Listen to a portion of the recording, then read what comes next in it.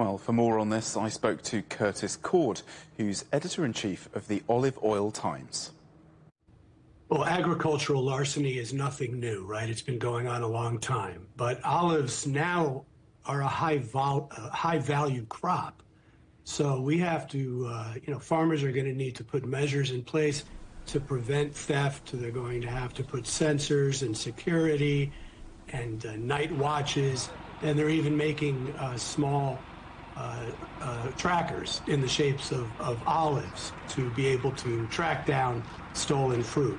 So all of these investments are new. They're going to cost some money, and presumably those costs will be passed on to consumers. So olive-shaped trackers, that's quite something. Labour shortage is another issue, isn't it? How bad is that, and what's being done about it? Farmers tell us every year that this is one of their biggest challenges. And, it's the amount of labor that is required to harvest for 3 million tons of olive oil every year is just astounding. Hopefully, with the higher prices that we're seeing now, they'll be able to pay a higher wage and attract some of that labor that they need every year. And Curtis, what is the production picture looking like for next year for olive oil?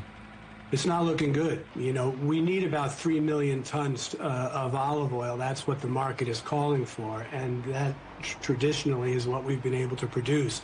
This year, we're looking at more like 2.4 million tons. The region of Jaén in Spain, which in a normal year would produce 1.6 million tons. This year, they're looking more like 900,000 tons. So that's 600,000 tons less than we'd really like to see from that region alone. That's 20% of the global supply. So there's not going to be enough olive oil to go around. And I think we need to get used to that fact. That's why we're seeing the prices rise dramatically higher. There's only so much available, and it's going to go to the highest bidder. Olive oil traditionally associated with countries, Mediterranean countries like Italy and Greece. You're joining us from the United States. What other countries and regions are boosting their production, and could they overtake European production centres? No, I don't see that happening anytime soon. In the United States, we import 300,000 tons, or about 10% of the global supply.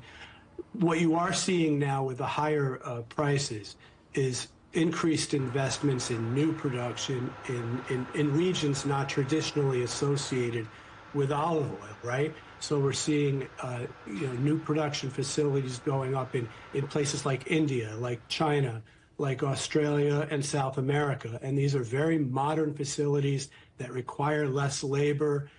They're very efficient, and we're seeing a lot of new investments go into those places now.